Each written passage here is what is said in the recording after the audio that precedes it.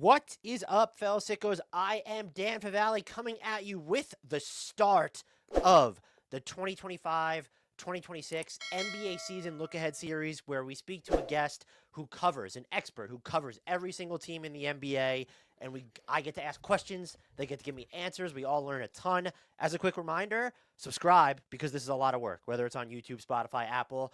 Our guests put in a lot of work. I put in a lot of work. Grant puts in a lot of work. So we begin with the Houston Rockets, which means we get to talk with Red Nation Hoops' Salman Ali. Follow him on the social machine at Salman Ali NBA at SalmanAliNBA.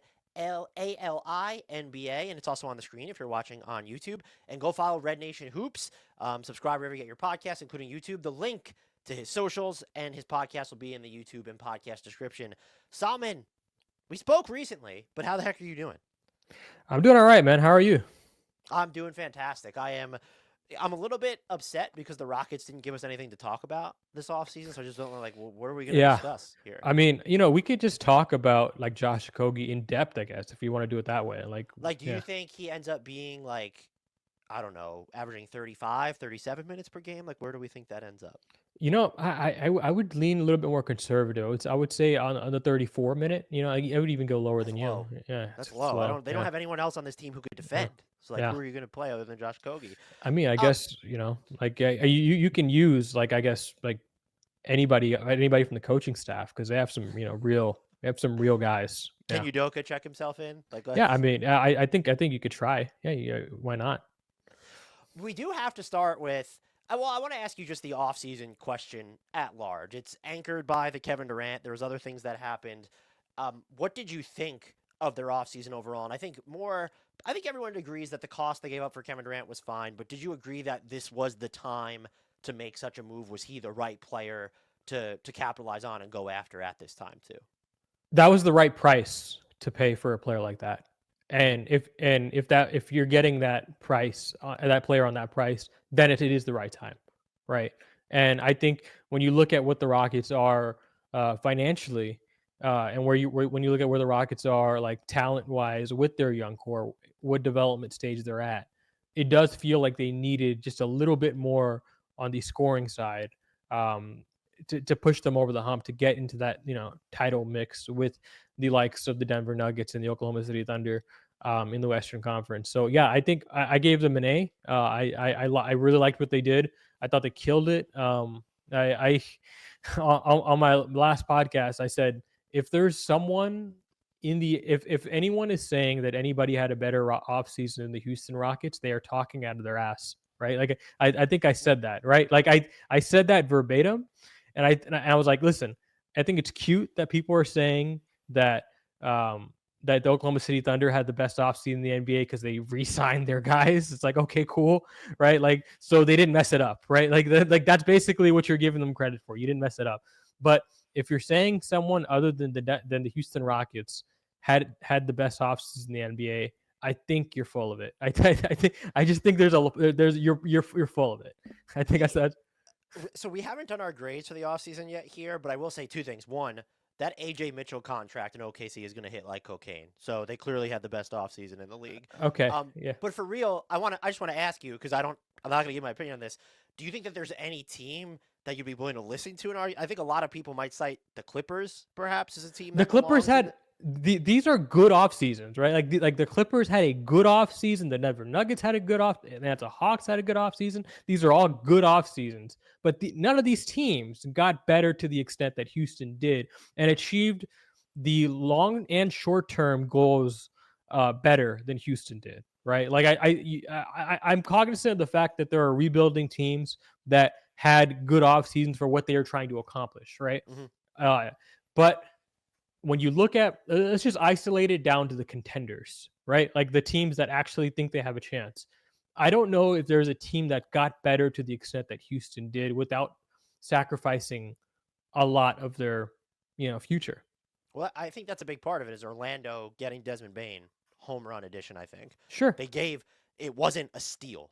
And I think you can make the case that even with Kevin Durant's age, even with whatever extension or his next deal ends up being, even if he shortens the window, the price they paid to get him. And I've seen some of the pushback, not to me specifically, that I've seen is that people wanted to see what Jalen Green would look like after going through the playoffs.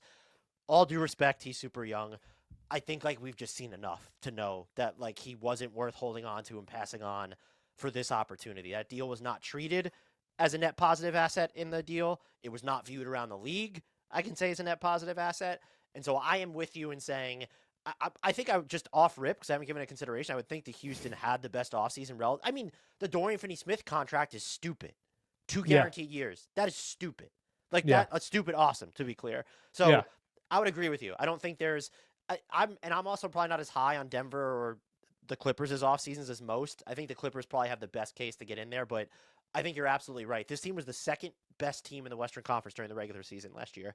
They added Kevin Durant without like obliterating their draft assets. And I think the one move that you could quibble over, and you and I both lamented it a little bit, was the Cam Whitmore trade to Washington. That dude had no path to being the Cam Whitmore that you want to see while he was in Houston. There was just no path when you look at the depth and talent on this team, and that's ultimately a harbinger of, like, that's a great problem to have. Maybe it's not ideal, but that's an excellent problem for Houston to have to grapple with. Yeah, and like they needed to like finalize on who they're gonna pick, right, to build this core around, right?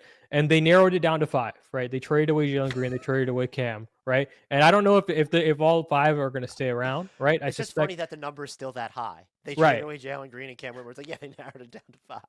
Right. Went from 7 to 5. And like but the point is, like, they couldn't pay these guys, right? They couldn't pay all these guys. We kept saying it for years. It's like, listen, it's great that they have all these guys. I understand Rockets fans are building out their future with these 7 guys. It's like, oh, this is going to be their team. Why can't they pay all these guys? It's like, well, there are real restrictions here, right? Like, I don't think you're being realistic if you think that they can pay all these guys. I think Cam was one of the guys that, like, personally, I might have tried to keep. But if you look at what they did, the calculation that they made, right? Ime Udoka was not going to play him next season. Okay, fair consideration. His value was not high to begin with. He fell to 20 in the draft, and they could not nab a first-round pick when they tried to trade him this year, right? That's a fair consideration. His value was only going to go down from here, especially if he wasn't going to play. That's a fair consideration. They couldn't pay him, right? They couldn't possibly pay him. That's another fair consideration. And I guess the biggest one is Dorian Finney-Smith was like someone they felt they had to go get, right? Especially for that contract. They felt like they had to go use their mid-level exception and go get that guy on that contract. And if the cost of Cam Whitmore is if the cost of getting Dorian Finney-Smith on that contract is having to trade away Cam Whitmore because there's not a role for him anymore, I think it's reasonable. It's a reasonable trade-off. The only point where it's not a reasonable trade-off is if Cam Whitmore makes an All-NBA team. I think if he makes an All-Star team, I think it's fine. I honestly think if he makes an All-Star team next year, yes, it stings. I think it's still fine. If he makes an All-NBA team, that's the voter base saying he's one of the top 15 players in basketball, and it's hard to stomach that. I would agree, except this could be James Harden isn't a good analog, but James Harden never would have been James Harden in Oklahoma City had he stayed there. And if Cam Whitmore becomes an All-NBA player, I don't think he had any pathway in Houston with or without Dorian Finney-Smith to becoming that player, because there would have been other players with the ball in their hands first, and that's how Cam Whitmore is going to become an All-NBA player. Well, I think there's a case to be made that his role would have been increased if Dorian Finney-Smith wasn't here, and he could have proven himself. But like, I'm with you. Like, he probably would not have been able to show star, potential here, right? I think it would have been very difficult for him to break into the rotation on that kind of a level. And the organization, when you account for Ime Udoka, believed in other guys more. And I'm talking Reed Sheppard. I'm talking Jabari Smith Jr. I'm talking Tari Eason. I'm talking like they just were not ever there with Cam Whitmore. You could disagree with it, but if the organization just is not there, what can you really do, right? That they're making an evaluation that's not too dissimilar from the rest of the league. I may disagree with the organization and the rest of the league, which is kind of where I'm at, right? Like, I think Cam is really, really good and worth investing in, but I don't think I never projected him to have all NBA level play, right? Hmm. I never thought he was going to get to that level. So if he's not going to get to that level, I think they did a reasonable thing. And if that's your one nitpick, right? Which I think it's most people's nitpick with the Rockets offseason, I I think they had an A offseason. Like I think the one thing I'm still waiting on, like to give it like an A plus, right, is like a Tari Eason extension or a Kevin Durant extension. We need to see what those numbers are, and we need to see if that happens, right, to really like give this like a home run offseason in terms of process. Like who knows what happens in the NBA season? Injuries happen, whatever, Hmm. right? In terms of process, the Rockets had the best process out of any team in the NBA, and that's the case I'm making. Also, you could make the case that Phoenix comes across looking worse from the Cam Whitmore situation because they preferred second round compensation and Yeah, getting that a was flyer weird. on Cam Yeah, Whitmore. That was weird to me too. yeah, yeah. So I want to ask you about Kevin Durant, one of the most scalable superstars in NBA history. Like we've seen him change teams enough to know this. Never spends like too much time off the ball relative to what you might think, but his spot up frequency in Phoenix the past 2 years hit career highs each season, I believe. How should we expect him to be incorporated into the offense? How do you see the offense changing with him this coming year? I kind of think the offense is going to look very similar to what it was last year. You're in terms of like the Jalen Green role is being filled by Kevin Durant, right? They're just going to make a lot more shots, right? Like they're going to make a lot more shots. Offense might be a little bit more slow, right? But in a methodical sense, like I don't think it's going to be a bad kind of slow. It's going to be more deliberate, right, Hmm. in terms of what they do. I think they're going to try to make it egalitarian. You just based on how it's looked like last couple years, like they've tried to. They're not fans of the homogenous offense, right? They don't want everything to revolve around one guy. I use the wrong word. Homogenous is the right word. They don't want it to be heliocentric. All right, like Okay, yeah. from what I can tell. He's also not that player Well, anymore, to be fair. yeah. Well, not. And what I mean is like not in terms of not just him. I don't think they wanted to be heliocentric with anybody on the roster, from what I could tell. So I think they're going to try and do a kind of their best facsimile of a ball movement, player movement offense, with Kevin Durant kind of slotting in where Jalen Green was last season, and they're going to try and. I mean, they were 12th in offense last year. For playoff teams, that's pretty bad. For regular teams, that's pretty okay. So I think they're going to try and get to be like a top 7 offense. And I think that they have improved shooting. They have improved uh, half court decision making. And I think what strikes me the most is that they have reached the point where they are ready to put all their chips um, in terms of like, this is the core we want to build an offense around. And this is the core we want to try and play with.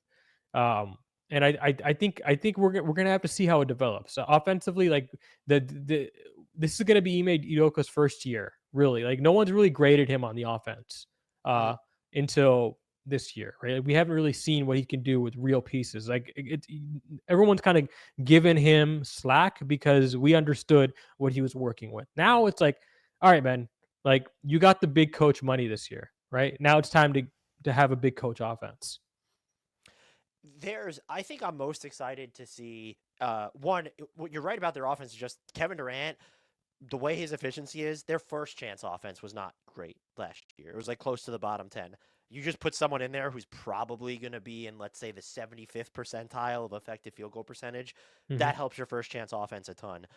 I'm also excited to see, and I don't know if you would fall on the same wavelengths. I just hope we get an extensive look at like the Kevin Durant, Alperen Sengun 2-man game because I think that Alperen Sengun, and we'll get to him in a minute, just hasn't had a lot of space to work with. And now he's going to see fewer double teams. If teams go to double or trap Kevin Durant, like him operating after setting a screen out of the short roll, like the things he can do on the move as a scorer, as a passer, are kind of terrifying. And I think I think there's a case maybe that Kevin Durant might augment him more than anybody else on the team. Yeah, I think that's true. I also think he augments Amen Thompson pretty well. Like the guys who really like don't have a jump shot yet. Like and are very talented players, but like they can't shoot. And like Kevin Durant is just he's just a much bigger magnet than Jalen Green, right? Like in terms of getting defenders to actually close out and close out hard on him, double him sometimes. Like I think there's going to be a much more focus on him from defenses than there was Jalen Green. And I think that's going to help everybody on the floor. I think you're right. Alperen Sengun hasn't really had a floor spacer like this, right? In his defense, like Fred VanVleet's a pretty good shooter, right? Like I For think, sure. yeah, I think he's like a real deal. Like okay, like I can count on him to hit spot up threes. Jabari Smith is getting better. He's kind of rounding into the prospect that Houston envisioned when they first drafted him. He did really well in the playoffs. By the way, he shot like 40-something% on threes in the playoffs. Him just So turning into like on offense, like a floor spacing wing, mhm. is just like that's huge for them. Sure, yeah, but I do think there's still going to be spacing concerns because Houston is leaning into double bigs again, right? But it's something that they are pricing in. It's something they want to do themselves. They want Steven Adams and Alperen Sengun looks. They want Clint Capella on the off night to take Steven Adams' spot and play double big. So there's still going to be a little bit of a cramped floor for Sengun, but definitely less so than in past seasons. And honestly, I think when you look at who is going to be like the best distributor for this team, I think it should be they should finally give the keys to Alperen Sengun. It doesn't have to be heliocentric, but they should try and give him more of a featured hub look. And so we'll see if they can do that next season, especially with Kevin Durant. I think that would look really nice. Kevin Durant's played with great passing centers. Zaza Pachulia was a pretty good passing center in the Golden State, and I mean, no offense to Zaza, but Alperen Sengun is just much better, right? At that, yeah. You mentioned Reed Sheppard before. I also kind of took their offseason. I know they brought back Aaron Holiday and Fred VanVleet is still here, but I took their offseason as kind of a vote of confidence in him. And I think from what we saw in Summer League, that was the smart bet to make. What type of a role do you expect him to have out of the gate? And like what type of, I think even just as important is what type of latitude do you think they're going to give him to develop on a team that has such lofty goals? Yeah, I mean, to start last season, he was in the rotation, right? Like, which is Right. crazy. Like, I was surprised that he was in the rotation to start. Now they eventually uh, went away from that and went more towards Aaron Holiday, but he went to the G League for a very small stretch and never came back because they're like, oh, he's just too good for this, right? Like, we can't do this, right? And so, yeah, he's going to be their backup point guard. He's going to be one of their core like 8, right? Like at least they plan to make him one of their featured 8. So we'll see if like he is up to task this season to really stay there for the entirety of the season. But that's their plan. Rafael Stone said at a press conference, I think it'd be last month, that yeah, he has to be really good for us because we are going to be leaning on him. I mean, after Fred VanVleet and after after Fred VanVleet and after Aaron Holiday, there's really not much point guard depth on this team. And that's by design, right? Like they want Reed Sheppard to be that. What do you think is going to be especially when you look at the context of this team, what do you think is going to be the swing skill or contribution from him that either cements his place as, okay, they can use him as the backup point guard, or they're even thinking about, oh, do we need to increase his profile on this team? Off the dribble creation. I think that has to be the swing skill for him. I mean, like we know he's a great shooter, right? Like we know he should be able to provide that. But if he is like a talented off the dribble creator, not only for other players but for himself, right? If he is a real scorer off the dribble, off the bounce, they don't have much of that on the perimeter other than VanVleet and Durant, right? Mm-hmm. Like I think they need someone else to step into that, and that role is right there for Reed if he can take it. I think he's going to make, I'm high on Reed Sheppard. I think he's going to make multiple All NBA teams when all said and done. I think the key for him, All NBA teams. I think he's going to be a better defender than people think. I think that the off the dribble scoring is going to be there. My questions would be on this version of the Rockets specifically. I think the passing is going to be there. And I think in certain lineups, he's just going to have the space to wreak havoc and create for everybody else. My two questions would kind of be or I guess it's a singular question.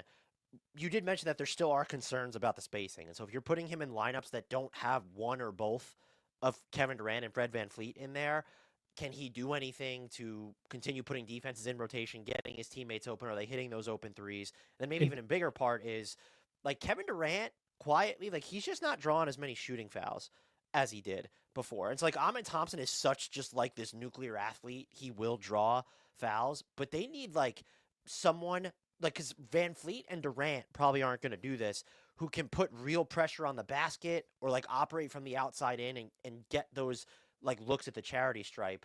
That hasn't necessarily been a strength of his, or at least isn't noted as one. And so I'm very curious to see if he, again, I don't know what to make of the rim pressure of it all when you look at the spacing he's going to work in, but is he someone who can, I don't want to see him bog down the offense, but is he someone that can get them those easier scoring opportunities by working through contact, getting to the foul line? in terms of who, Amen or No, Reed? Sheppard. Amen can get to the. Amen Thompson can get to the. But like Okay. Jalen Green was like that's someone who could like they kind of going from Oh, Jalen Green I to see what Kevin you're saying. Durant. You lose Can he, that element a little bit now. in terms of collapsing the defense, you're asking? Right, and getting all the way to the basket and just like because Kevin Durant doesn't get to the rim as much as he did, like anywhere near as much, and he's just when you look at the percentage of like his foul rate or shooting fouls drawn, that's been going down. And look, he could still do it, and he makes difficult shots. I think he's a fantastic player, but that's an element that I could see this offense missing a little bit, and I wonder if Reed Sheppard is able to fill it. I wonder too. I mean, I think listen, like in terms of like what he was scouted to be, yeah, I think he very much has the capability of being that guy. I wonder if he's strong enough now. I wonder if he has developed that handle to the point where he is ready to actually like dribble through traffic like that, right? Like that is a skill that is hard to develop. Jalen Green really struggled with that. It's part of the reason like he never became that guy, but he did collapse defenses, right? And so I wonder if he is able to get to the point as a ball handler this season to actually do that. I suspect that role, you're right, that role is going to be there for him. And when you look at how he's built out his body over the summer, the Rockets certainly want him. They're aiming for him to be a kind of a collapser of defenses in that second unit. I wonder if like role wise, once we get into the teeth of the season, like if there's going to be if there's going to be opportunities for him to be that guy, because there are a lot of talented players on this team, right? Like it's going to be a case of like, are the Rockets committed to giving usage to him, right? Mm-hmm. And I think when you look at just from a ball handling perspective, they should aim to, right? Because you can't exhaust Van Vliet like that, right? And as much as I like Aaron Holiday, I think Aaron Holiday is pretty good. He's a good backup point guard. I don't want to give that to him because I don't think he's capable of collapsing defenses like that. So if I think they're going to try. They're going to at least try to do that. He's going to at least try to do that. If he's capable, I don't know. Nobody really knows yet. I think he's going to be able to do it, but that's just something I'm kind of clocking. I meant to ask you this about Kevin Durant. By the way, I just want to say this. Like, I know I like kind of scoffed a little bit at the All NBA teams. That's not to say that I'm dismissing that he can do that. It's just like, wow, that's early to say that now, right? It's I guess coming off the rookie season relative to what he did in the NBA, that's probably even spicy. But I've seen enough in summer league, watching some of the. It's I'm there. If I end up dying on that hill, honestly, I've died on worse hills. So. Listen, there are a lot of people that are really high on Reed Sheppard, including the Rockets. So I don't think you're wrong to pick this hill. I wanted to ask you this about Kevin Durant. I don't want to spend too much time because this part of the podcast could become dated. Do you like read into anything of him not having an extension yet, just because, or do you because the difference of him waiting 6 months is like a couple $1,000,000, and I had kind of just operated under the assumption that he wasn't going to get the max, and I think that's obviously better for the Rockets. And the longer we go without hearing an extension makes me think that he's just going to get the full 2-year freight, which, to be clear, would not be the end of the world. But I kind of just thought that they were going to come out of this looking even better by like, oh, Kevin Durant took a 2-year, $95 million deal or something like that. It's interesting. I actually had the exact opposite opinion. I thought when he first came here, he was going to get like the 2-year freight, right? Like 2 or 3 year freight. And like, the longer this goes on, I'm like, okay, so there's negotiating going on, right? Like there has to be, right? Like, so that's interesting. Yeah. So there must be some element of this contract that they haven't ironed out yet. And I suspect it's going to be something, this might be like a mutual option type of deal, right? Like if I'm thinking ahead of what other teams are doing around the NBA, right? Or where they're giving, these player options and a team option or a guarantee dates. Like they're doing it in a way where you're giving both sides an option out, the option to get out, right? I think there's a possibility we see that. That's like optimistic. Maybe they're debating player option versus team option. Maybe they're debating non-guarantees like they did with James Harden's contract in Los Angeles. Like I suspect it's something along those lines. I don't think the number is max, because if it was max, I feel like it's an easier negotiation. Like those details about the non-guarantees, that's much faster than this is taken, right? I feel like it's going to be less than max. And just the verbiage that that's starting to come out, I feel like I don't think this is going to be a max. I suspect we're going to see a team friendly ish deal, but maybe not a team friendly deal. I like that read. I'm gonna choose to. You've now converted me. That's what I'm gonna look. I almost thought, just like, how you see rookie extensions just Mm-hmm. get done when everyone's back at training camp. I just Mm-hmm. assumed that negotiations were largely on hold until like Kevin Durant is probably like jet setting all over like the world at this point for brand obligations or whatever, and so that they haven't really had too many negotiations yet. But I like your read on it better, so I'm gonna just because it aligns with my priors of where I was at the trade. Yeah, I mean, like with Luca, like a lot of people are questioning why the Luca extension didn't happen. I mean, that was more of like, I'm sure they had that extension negotiated, but they're waiting for them to actually It be could able. be legal. Yeah. Yeah, yeah, yeah. So like people are wondering, like, is it because Luca's in Europe? It's like, no, man, he doesn't have to be here for the extension to get done. It's 2025. You think he actually has to be in LA or Chicago or New York no, he can be wherever the hell and sign the extension. Well, with KD, it could be different because they haven't had like an intro presser or anything with him yet, right? Yeah, that's strange. I think the Rockets. Um, I don't know why. To be honest, I don't know why the Rockets didn't do any sort of intro presser, but they put his name on billboards and like they're generating fan excitement for him. Like the jerseys are selling like hotcakes, right? Like I think it's more of a okay. This is like something we don't want to do because of either Kevin Durant obligations with as you said the brand stuff, or like we're so close to the season at this point. Let's just wait. Let's just go in and let's just wait till media day, and he can get the full presser then. So the double big stuff or it's like, I mean, depending on when you look at how some of their non-bigs actually play, it could be like 3, 4 big stuff, however you want to say it. What surprised you most about those kind of looks last year? No, the fact that they did it in the first place, it's and I don't mean that to be as a pejorative. Like, it does feel like the NBA is kind of going in the opposite direction with with the bigs, right? Like it's felt like for a while, power forwards that can't shoot. Like, no, we're not doing that anymore, right? It's going to be at least 4 out, and now we're getting to the point where like, okay, like bigs are extrembeing important because you look at the best players in the NBA. Giannis, Jokic, Embiid, right? Like these are Wembenyama, right? Like these are all massive human beings, and you need bigs that can defend them. And if you don't have bigs that can defend them, you need multiple bigs to throw at them.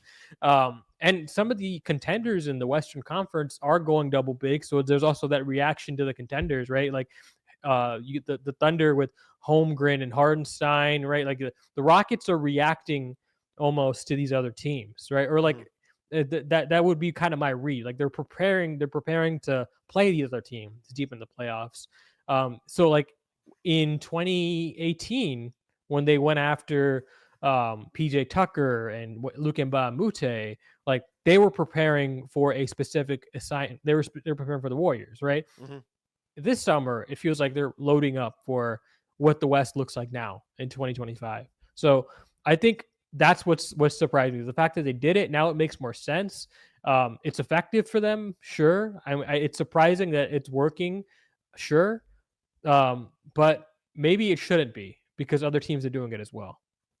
Well, I think what's interesting about what they're doing is it's actually two things on that. So last year they played 330 possessions with Adams and Sengun on the floor, and so like that's more party trick volume than like this is going to be our identity. And the fact that they brought in Clint Capella, I just found I didn't have a problem with whatever. I found it interesting that it felt like, oh, okay, like Jabari Smith Jr. is going to have to, like, we were talking about last year, like, should he play more five? And now it's Yeah. like, well, how much three will he have to play? So I just found that interesting because my other point on that is a lot of the teams you mentioned, and it's not like this everywhere. Like, Dallas is trying to do something similar where both of their bigs are basically non shooters. And Alperen Sengun has some touch, but like, between him, Steven Adams, and Clint Capella, there's not a floor spacer there. And like, No. even Evan Mobley like developed more of a 3-point shot last year to Yeah. play Brooke alongside Jarrett Lopez can Allen. shoot in Los Right, Angeles. Right. Yeah. Miles Turner playing next to Giannis Antetokounmpo.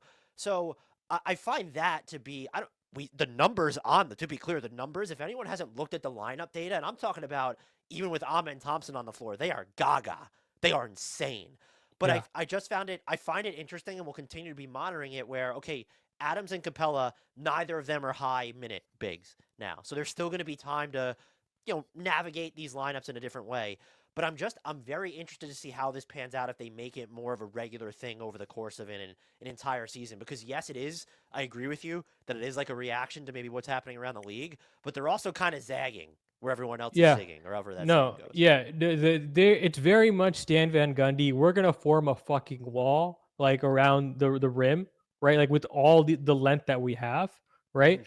And we're gonna crash the glass hard. And last year it felt like they had to do that because they didn't have the level of offensive creators that they have this season. But like now they don't, right? Like now they don't have to go hard on the offensive glass anymore, but they still want to because they're like, oh, I mean, the Rockets as an organization have always chased advantages that the rest of the league wasn't chasing, right? Like 3-point volume was something they did early, right? Wings was something they did early, right?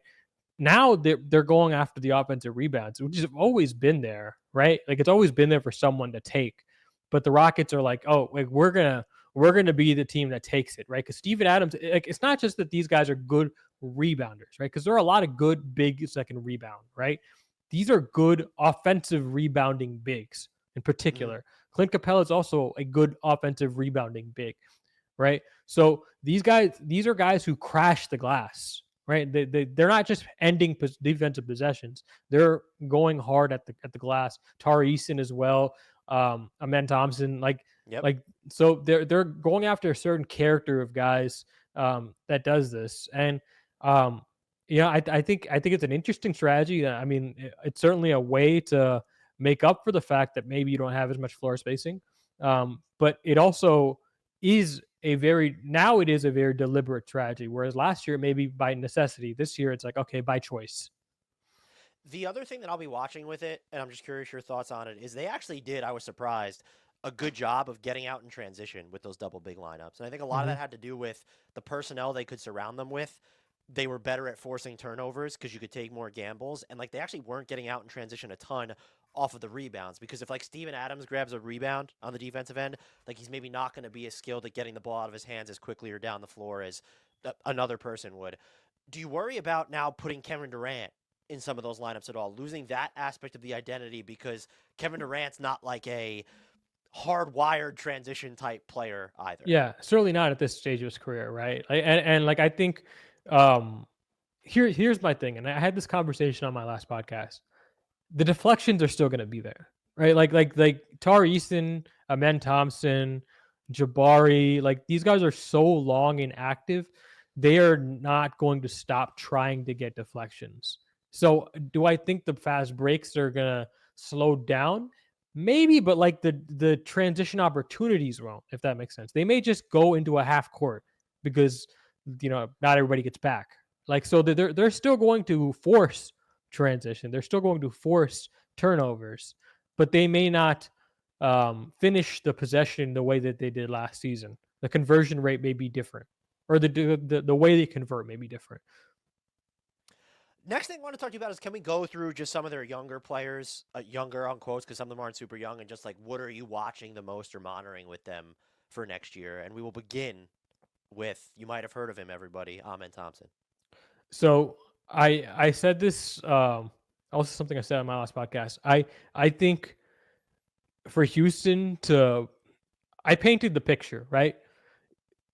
Gatorade's being poured on Ime Udoka, Fred VanVleet's on the bench asking his fiance, like, hey, what finger should I put this ring on? Right? Like if that's happening, right? Like if the Rockets get to that point, if they're actually, winning the title, what happened likely is that one of these guys became an all NBA player, right? Somebody else other than Kevin Durant. And the two most likely candidates for that are Amen Thompson and Alperen Sengun. One of those two still have that ability to make that leap. They have other opportunities to improve their game that have not been explored. Shooting for both of them haven't been explored, right? Being a hub hasn't been explored for either of them. Playmaking hasn't been explored for Amen, right? Like just having the ball in his hands and being asked to create, right? Like that has not been explored for him. So there are ways that these guys can become real guys, right? Like championship level guys. We're just gonna have to see if if it happens for one of them. And I suspect they have that kind of talent. But is it gonna happen next year? Right? Like, is it gonna happen for these guys next year? And if it happens next year, with the men specifically, because you asked me about him, listen, like it's not a secret anymore. He's one of the best defensive wings in the NBA, right? He's awesome. I think the next step that everybody's looking for is, okay, put the ball in his hands. What is going to happen there, right? Like it's not like him scoring messy buckets anymore. Okay, we know you can do that, right? We know you can. You're very good at cleanup. You're very good at finishing dump offs. You're very good at finishing lobs. We know you can finish at the basket, right? What can you do when we put the ball in your hands and ask you to do something? That's what I'm looking for with the men. If they ask him to do that, that's what I'm looking for. What do you see I guess like the volume at which they would ask him to do that when you have Durant, Van Fleet, and if the plan is to have Reed Sheppard in there? I think Durant, like when he speaks about basketball, I'm not sure if he's the most articulate basketball player, right? Like when he talks about the game, but when he plays the game, I think he's smarter than a lot of people give him credit for. And I think like a lot of the pressure that comes from creation actually comes from other players, right? Like, hey, we need to feed this guy. We need to give this guy the ball a little bit more. I think bringing Kevin Durant in could actually bring pressure to give balls to guys that actually deserve it, right? Like I think having Alperen Sengun get more looks, or having Amen Thompson get more looks with the ball in the hands, I think that comes from the players more or less, right? The most talented players on your team force those conversations, and I think that's kind of where that emphasis, that inclination would come from the players. Kevin Durant. I think Kevin Durant recognizing that talent when he comes in, I think that's kind of what I would look at as for like an initiation. And the coaching staff, listen, like they've done a very good job offensively. I haven't seen much from their other than the offensive rebounding thing. Like I want to see if they can start that conversation themselves, but I tend to believe this conversation comes from the players. So yeah, I mean, what forces that conversation? I think Kevin Durant. Kevin Durant coming in and saying, "Hey, we got to give this guy the ball more." That's a really good point that I hadn't thought of, and I also think what helps Ahmed is so many people will be focused on just like the jump shot of it all, but he did shoot over 50% on floaters last year, and so if he can have more, and we saw some like fadeaway stuff, but if he can just have more counters or maybe operate at different cadences as he's getting downhill from dead stops, I think like that to me is easier for him to integrate than, oh hey, can you hit like these long mid-range jumpers or these set 3-pointers. If I could, like there's a quality about him that I'm going to mention a name here. I'm not. Let me just be very, very, very clear. I am not at all making the comparison in terms of what the end product will be, or like. Oh, I'm excited. I'm officially excited. When LeBron came into the league, he was not a talented shooter. No, listen. Hear me out. He was not a talented shooter, right? But he just made shots in that like 12-foot area off of instinct almost. Like not like when he wasn't trying to shoot, right? Like just like making instinctual basketball plays. Mm-hmm. And Amen seems to be pretty good at making instinctual basketball plays, right? With the floater, with the fadeaway mid-range jumper, right? Like it's like he has that kind of smart, right? It's not people talk about a men's smarts in terms of, oh, he's a really smart cutter, a really good defender, really good passer, right? Like yeah, he's all those things. But also like in terms of knowing when to attack and kind of how to attack, like he's pretty smart at that too. Like when he's rolling downhill, like Jalen would get scared, right? When the basket got walled off, right? And he would kind of make a panic pass. Amen doesn't do that, right? Like Amen figures it out, right? He's good at figuring it out, right? It's a very like the last time. The reason I mentioned LeBron is the last time. The first name that comes to my mind in terms of like a player that would like instinctually figure it out, even though innately, like, yeah, LeBron wasn't like a good 3-point shooter coming into the NBA. That was not something we expected from him, right? But like he figured it out, right? In terms of, like he figured, like when he would go into when he would go to the basket, we knew he would make something happen, even if that wasn't at the basket itself.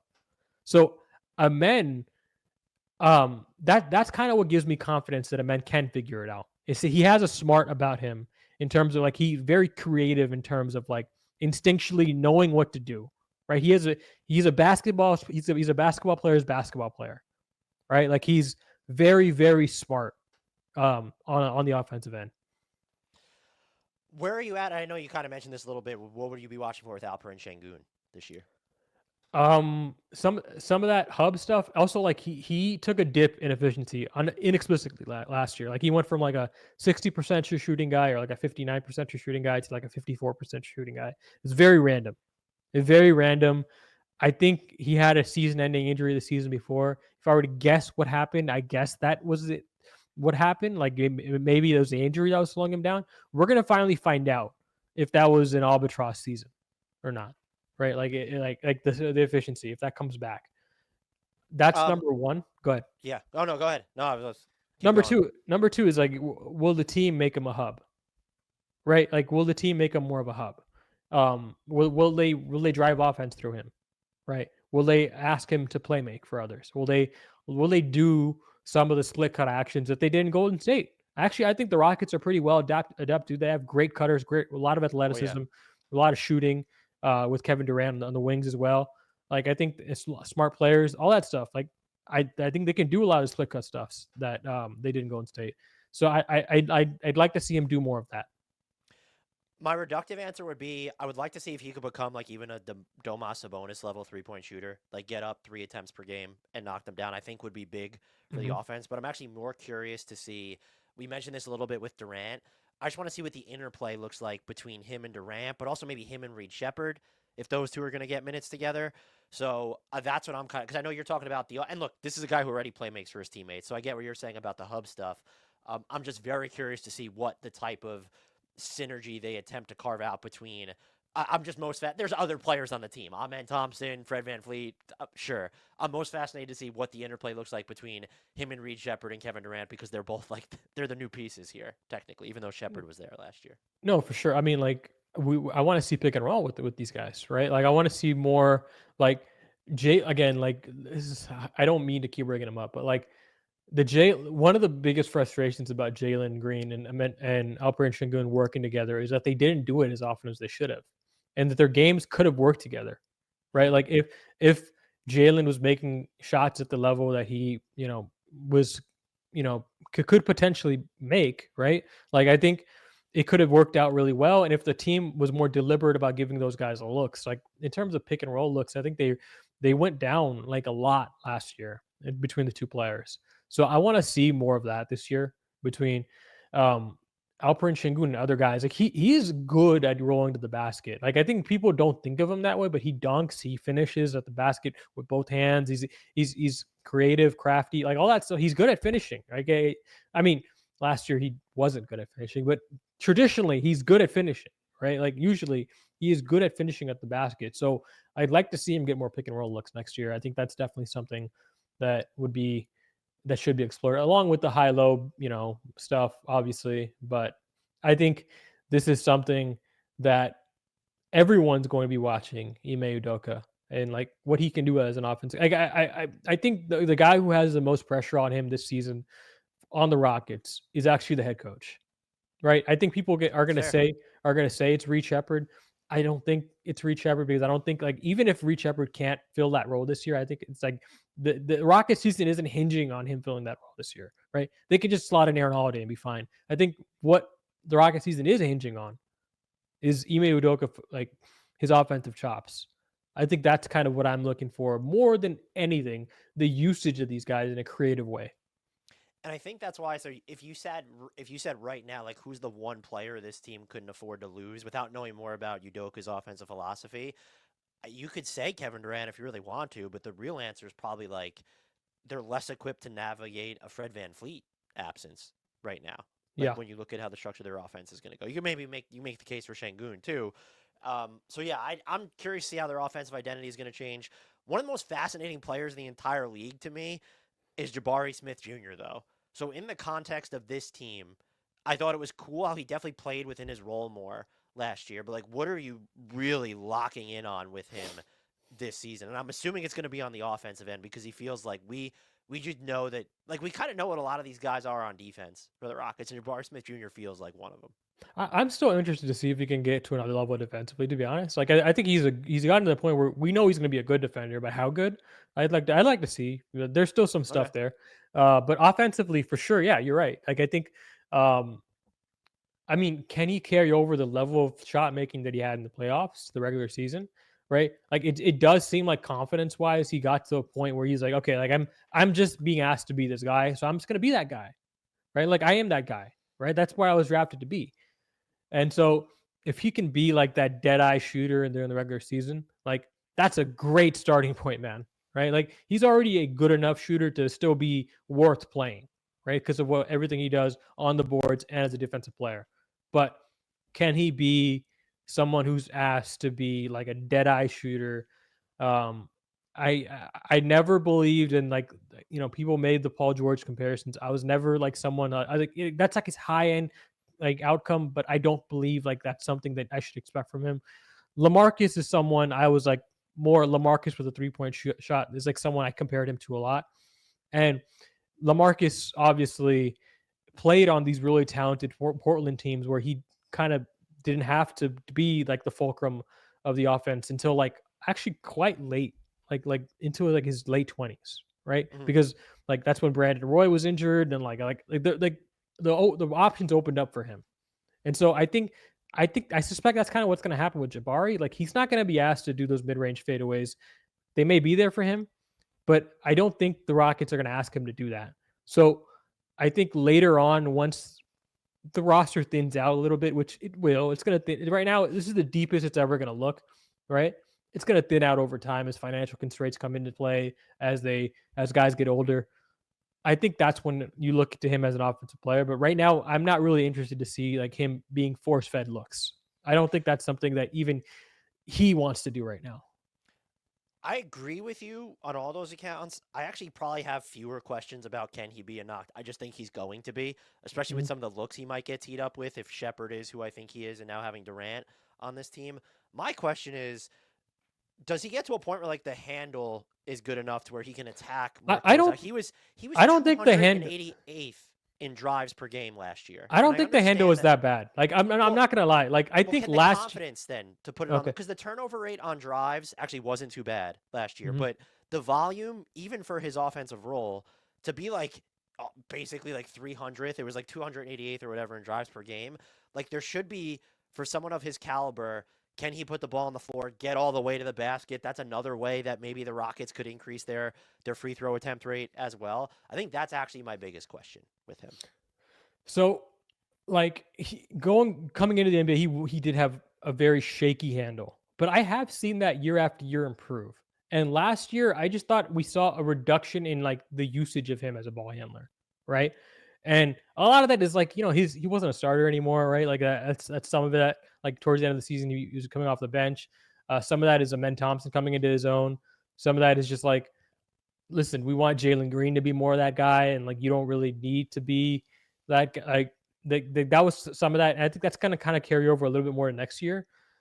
But to be honest, open court, like, I saw him go end to end, right? Like the year before last, like, I saw him do that and credibly like finish, right? Which is like that's a real step in, like, up from where he was coming out of college. So I'm not as concerned about this handle, to be honest. I think he's never gonna have a very tight or like very crisp. He's not gonna be a guard he's not gonna have the guard level handles, right? If you're asking whether or not he'll ever have perimeter level handle, I don't know. To be honest, I don't know. But can he have above average big handle? Yeah, I think that potential is still out there. If you're like, I think that potential is still out there.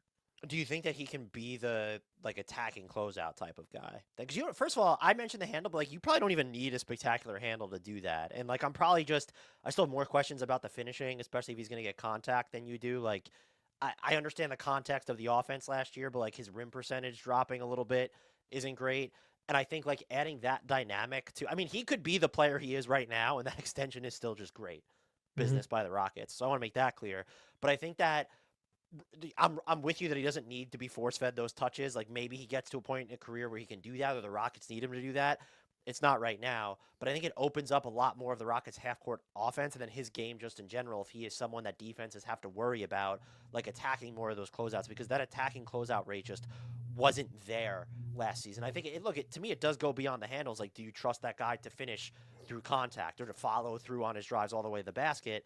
And I don't want to say distrust. It's just something I still have a question about. I think I would suspect he's going to be more of like a pull-up mid-range guy, like in terms of like one dribble pull-up off a closeout, which I think that seems to be what he's more comfortable with next season. I mean, in general, and like next season, I think like the paint's going to be kind of sneaky cramped for Houston, right? Like I think like especially for someone who's still like he was never had the strongest like finishing / ball handling ability. I don't know if he's going to have the confidence to go into that kind of a packed paint.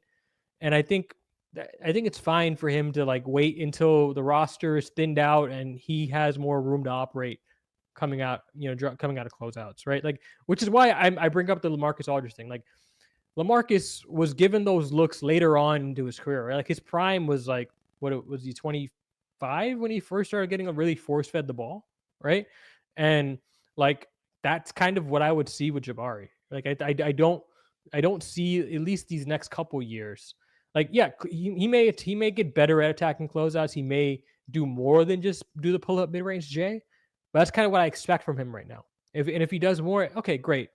But like right now, Rockets don't need it. He doesn't really want to do it. The paint's going to be too crowded for him to do it at a good level. So it's not going to happen that much. That's what I'm trying to. That's what I would guess. What are you looking for from Tari Eason? I wonder what Tari Eason's looking for over to Tari Eason, because he is the most interesting Twitter follow. Did you see what he tweeted the other day about being an eighth man? No, I didn't. Right. Somebody, he was responding to someone saying he's like going to be an eighth man next year or something, or like he thought like he heard it from somewhere, but he was like upset at the notion of like him being an eighth man. It's like, okay, Tari. So like what's the role for you? Like, what, you want to be a seventh man, a sixth man? Like you think you're going to start next year? Like what do you see for yourself, Tari Eason? I think. What I'm looking forward to with Tari Eason is kind of more of the same, right? Like more of like him being a tenacious, chaotic defender. I think a lot of people look at Tari as like he's like an elite, like disciplined textbook. He's not that, right? Like he reminds me, and you know, it's not a perfect comparison, but like Robert Covington kind of vibes a little bit. Right? Like I like him more as like a weak side defender, and I like him more like when I saw him on the perimeter against guys on Golden State, it's like, okay, like he's not equipped to do this, right? Like he's not there yet, right? We'll see if he ever gets there yet, but like, you know, I think he is very he's obviously very talented. He's very long and athletic and crazy, and like I think he's a mystery box, because like the analytics love Tari Eason, right? The analytics love Tari Eason, even coming out of college. The Rockets love Tari Eason, like Reed Sheppard and Tari Eason, like those are the hills that they're willing to die on, right? So I don't know what they see for him. Like maybe they see more of like him becoming a guy. Like not when I mean not by a guy, I mean not like a rotation level guy. I mean like more than that. I don't know. I don't quite see that for him right now. We'll just he's a mystery box to me. Like I guess if you ask me, what am I looking forward to? More of the same. He's going to get a lot of not a lot of deflections. He's going to be super athletic, make a lot of hard dunks. He's going to be very exciting for Rockets fans. Crash the offensive glass, all that. What beyond that, we'll see.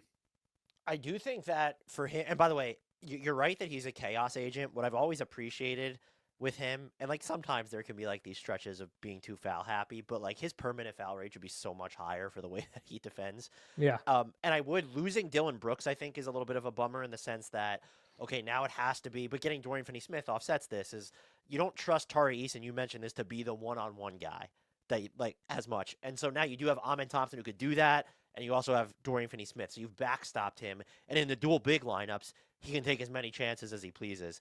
I'm just wondering if when you maybe look at, I think you see this more maybe on offense, do you have a better chance of him continuing to play within himself if his extension is just done and he doesn't have to think about that? I feel like, I'll say this about myself, but I think collectively we might underrate how like people going into a contract year that aren't necessarily assured of any certain type of payday, where they're not a star, they're not even like a marquee name.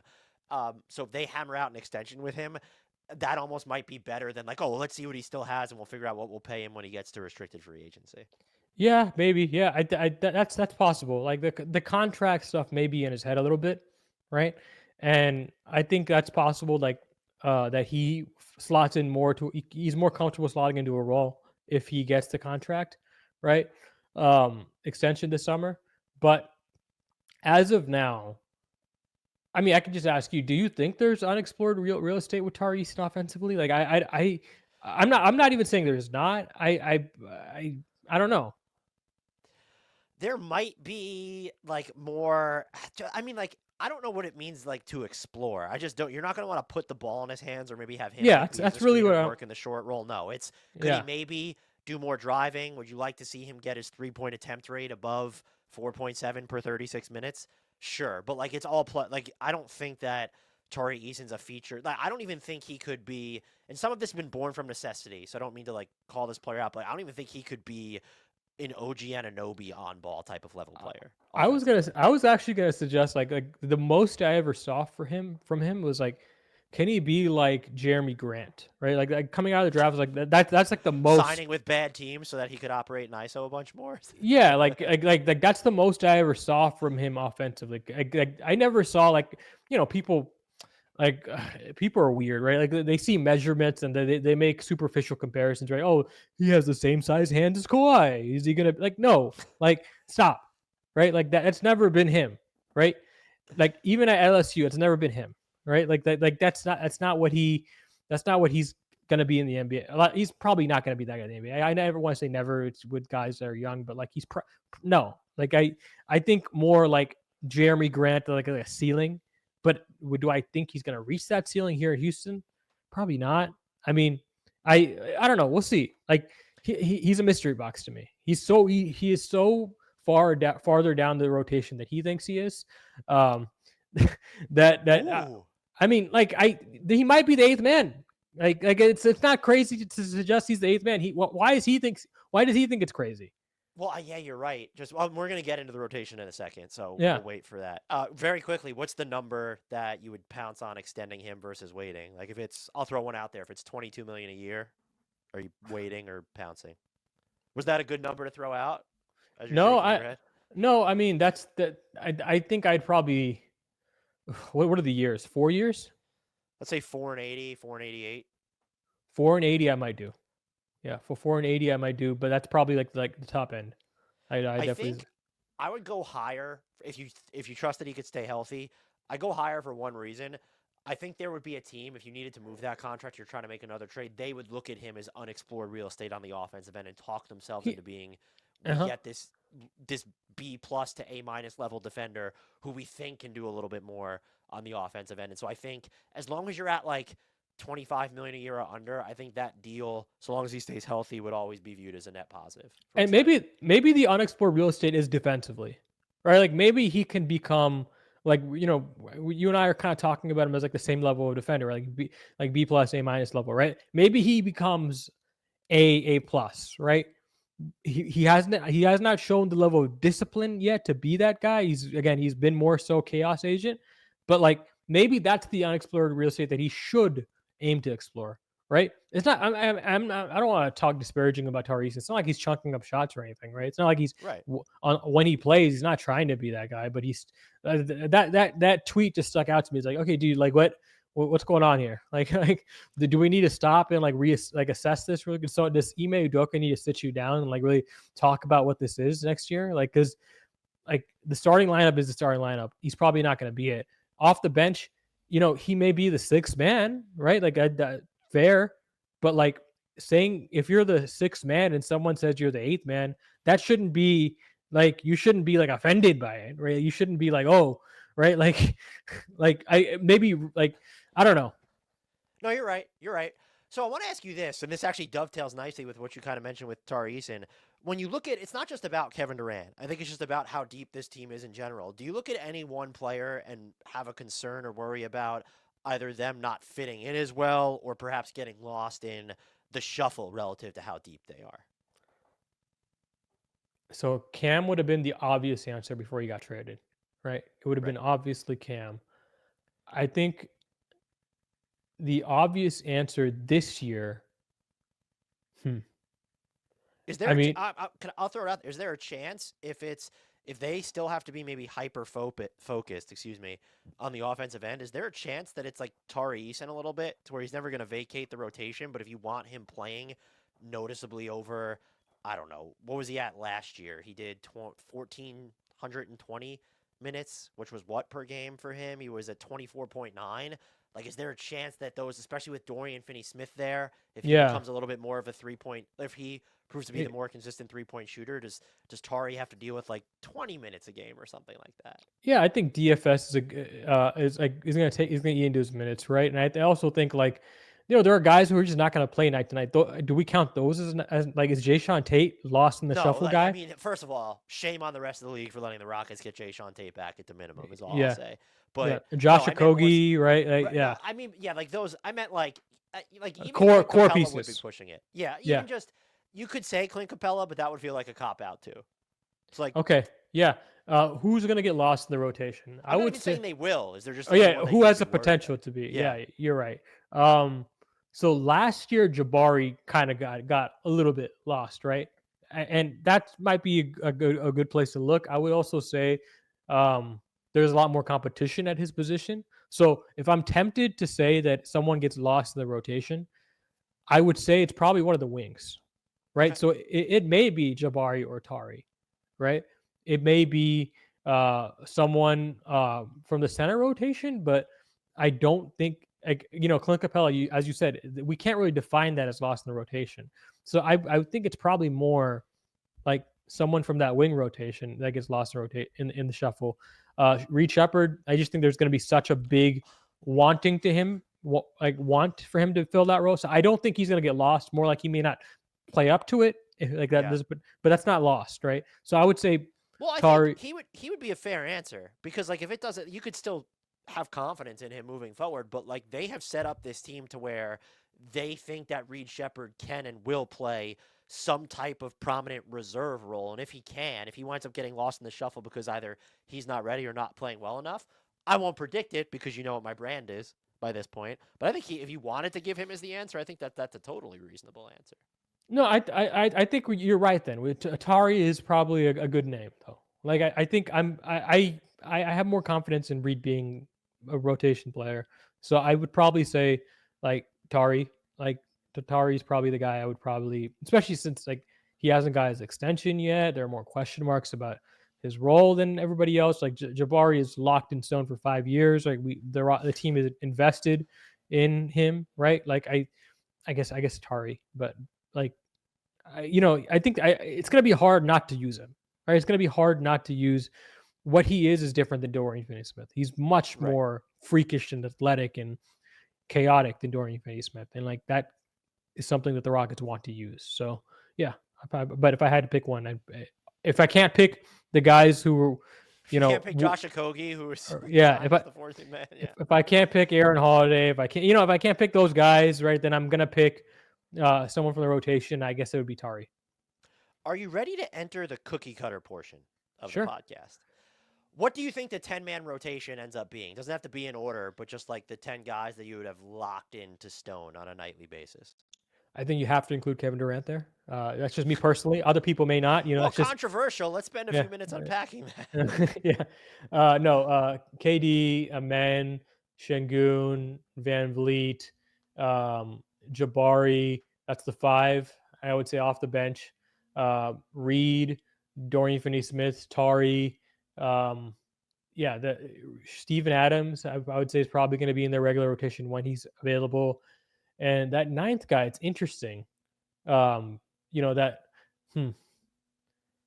I would guess that's probably going to be taken by one of the 3. But when I say one of the 3, I mean Okogie, Tate, or Holiday. And that's going to be kind of a rotating depending on what they need that night. So Clint Capella would be on the outskirts then. Yeah, I think. But he plays when Adams doesn't play. Yeah, I would say yeah. Do you think that there's any chance that they're tempted? I'll say double center. Do you think there's any chance that Steven Adams becomes a default for the starting lineup, or do you think it'll be Jabari, Sengun, KD? He shouldn't. He certainly shouldn't. That would be crazy for him to start. I don't know. It's just my opinion. I think that'd be crazy. It's an interesting look. Great. Use as a look. That's not the starting lineup. But yeah, no, I don't think he should. What do you think is going to be? I know this is to some extent matchup dependent, but their most used closing lineup. A lot of teams would pencil in their starting 5, but I've seen a lot of talk. I think some people believe that Dorian Finney-Smith could maybe wind up closing games over a Jabari, or maybe you're throwing Tari Eason in there. But do you think it will just be the starting 5 closing most of the games? It feels weird to say I'm nostalgic for the days where you can put in 5 shooters or one but it would be nice to see like a lineup with Jabari at center, and everybody else is a wing, right? Pretty much. I think that would be nice, but I think what you're most likely going to see is Van Vliet's going to close, Kevin Durant's going to close, I think Sengun's going to close, I think Amen is going to close. So really that 4th spot, Jabari is probably someone, is probably the most likely 5th starter, but you could see Tari, you could see someone else in that, Dorian Finney-Smith. I think that's probably the 4 are locked in. I think the 5th is probably more interchangeable, but I would say the starting lineup is probably a closing lineup. Is there a weird or funky lineup that you want to see Ime Udoka try this season? Let's go with 3 bigs. No, I'm kidding. Let's see. Why stop there? Yeah. Yeah, bring Lawndale back. Let's see. I would say probably I would like to see a lineup without Van Vliet and Sengun and 4 wings and Jabari at center, to be honest, right? I would like to see a Jabari at center lineup next season. And I guess you can have Van Vliet play in that. That's fine. But I guess I would like to see a lineup where it's just Jabari at center and 4 wings, or a lineup where it's Amen at center and not Amen at center. Excuse me, Sengun at center and no Amen, right? So it's all shooting, right? Where you seldom get that with the Rockets. There's always 2 non-shooters. I would like to see 1 non-shooter. It's funny because the Rockets' weirdo lineup would probably be more like a default lineup structure for other teams, the way that the Rockets play now. I want to see Reed Sheppard with a bunch of they're wings, but they're also basically big. So give me DFS, Jabari, Amen Thompson, and I think Eason over Kevin Durant. Let's make this weird, and then let's put Reed Sheppard in there, and you know that he's going to have the keys to that offense. And so that's what I want to see. Yeah, this will be interesting to see more KD at the 4. Right, I think that's something they could do. I mean, God knows what they plan on doing. With is he going to be a 3 full time, because of the roster makeup? Is he going to have an opportunity to play 4? If he plays 4, who's playing 5? Right, that's going to be interesting to see. I think definitely seeing one of the two young studs with spacing is definitely where I lean. That's where my heart's at, right? I like to see a lineup with Amen and shooting or Sengun and shooting. We just seldom get it, and I would like to see it. So in theory, the 5 big lineup, I would call it, would be like without actually having centers would be Adams, Sengun, Thompson, Eason, and DFS, right? Like that would be the closest to that's a realistic just 5 big lineup because none of DFS is the best or Eason. They're not like caps lock shooters, and they kind of just Eason specifically can defend and rebound like a big too. So maybe that's 4 bigs plus Dorian Finney-Smith basically at that point. Yeah, so give and Ahmed Thompson the keys. and I'll take that lineup too. And I don't know about you, like I still like I view DFS as kind of like he's a better defender of wings and more specifically forwards than I would say guards nowadays. It's not like he can't guard guards, right? Mm-hmm. But like I think I'm more comfortable with him guarding bigger forwards, right? Like I think that's kind of like what I've seen him do more like better over the years. In Dallas, he was a very good guy who can do jack of all trades. I'm not sure if I want him doing all that now, right? I want to see him do more PJ Tucker type stuff now, right? Like I think that's kind of where I feel more comfortable with him. So yeah, I'd say I'd say that's 5 bigs though. I would say that's like personally I would label them like 5 bigs. Let's see that lineup then. So before we get into predictions, is there anything else that I haven't asked you about or we haven't touched upon that you think needs to be discussed? No, I want to hear what you're going to ask me for the predictions though. Okay, well, let's make this very straightforward. How many games is this team winning in the regular season, and where do you see them landing in the Western Conference standings? 58 wins. That's high. It's high. I feel like they're gonna get there though. Where in the Western Conference standings? I want to cheat and change my answer to 59 wins and say they're going to be the 2nd seed, but I'll say 58 and 3rd seed. But like Fuck, if 58 games is the 3rd seed in the West, that's insane. I think it's going to be a little bit more spread out this year. I really do. So I would say, that's where I'm at. Well, if you think it's going to be spread out, is 58 wins is the 3rd seed really? Spread out between the top. Okay, all right. Yeah, I'm more saying I think the Thunder are going to share the wealth a little bit this year with the wins. I just think they're going to be like a lower 60 win team. Not like they're not going to be a 50 win team. I don't think. I suspect they're still going to be the 60s, but I think they're going to be like a 62, win team. And I think that opens the room for like Denver and Houston to be like right there on their tails a little bit. So I guess 58 to 60 is kind of if a range of wins, 58 to 62 is what I have Houston at. In terms of seeding, 2 to 4. And I only say 4 because injuries.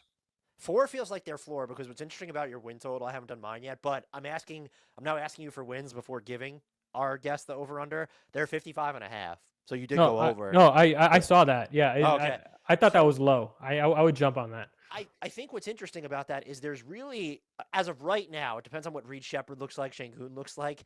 It feels like they can navigate an injury for like 20 to 30 games to literally anyone except maybe Fred VanVleet.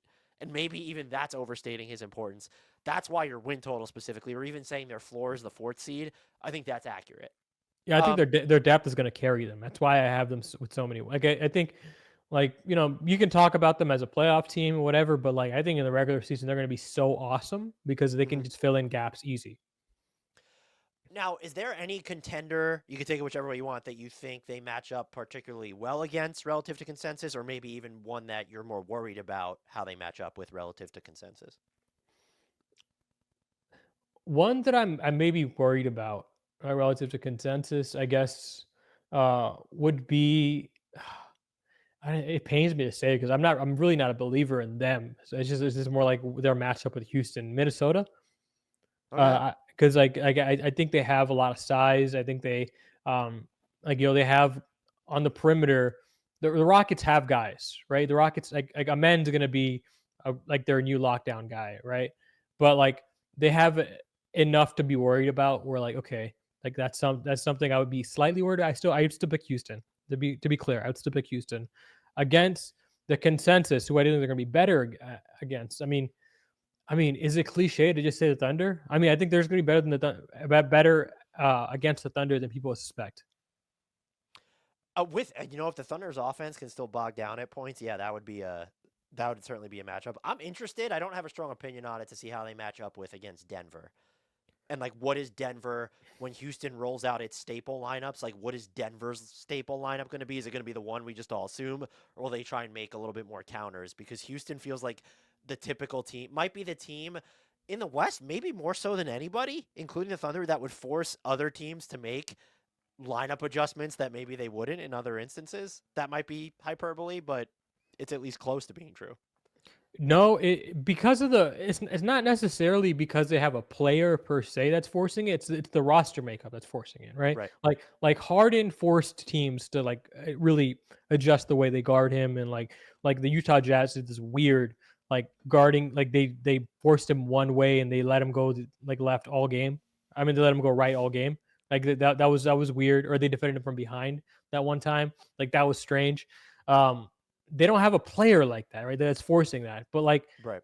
I think because they're so big and they have so much forward depth, they may force teams to go up. Like I think Golden State can't play normal Golden State basketball against them, right? They're so tiny compared to Houston. It's Yeah, so fun. they have to scale up as much as they can, right? As much as they can.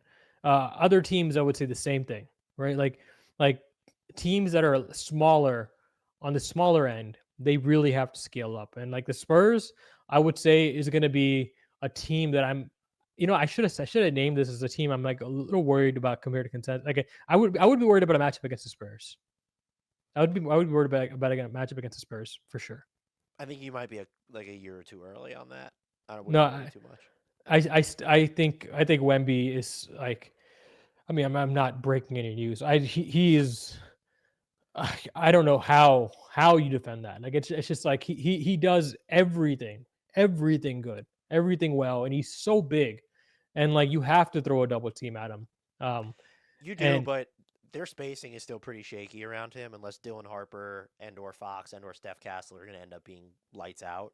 So I think that gives you, as Houston specifically, a lot of options as to you could throw bodies at him and maybe not worry about as many other guys punishing you. Maybe I'm like too not remembering what De'Aaron Fox was like pre-injury, like before he bowed out last season, and they didn't have a ton of time working together. But the Spurs feel like a year away from being a year away. Well, that's also part of it. They have so many quick guards, right? And like Houston can defend probably like two quick guards competently well, right? Like Amen, and I would say after that, I would probably trust DFS, right? Like as like the quick guard defender, right? Or I guess Van Vliet, but like Van Vliet's like I wouldn't trust him against Depends quick on guards. the size. Yeah. So yeah, that's what gives me a lot of pause as well. Like there's a lot of when there's a lot of perimeter options, I get nervous. Mr. Salman Ali, one, I think we should both pour one out because this was under 90 minutes, which I don't think we've ever done before. Good. But more importantly, can you tell our fine listeners and subscribers where they can find you and all the great work that you do? At Salman Ali NBA, pretty much everywhere. On YouTube, Red Nation Hoops is the podcast, and on iTunes, same thing. I will include the links to his social handles and his YouTube channel in the podcast and YouTube description, so go check that out. Thank you so much for your time as always, man. This was great, and as you know by now, I'm going to be pestering you again to come back down the line. For sure. Thanks for having me on.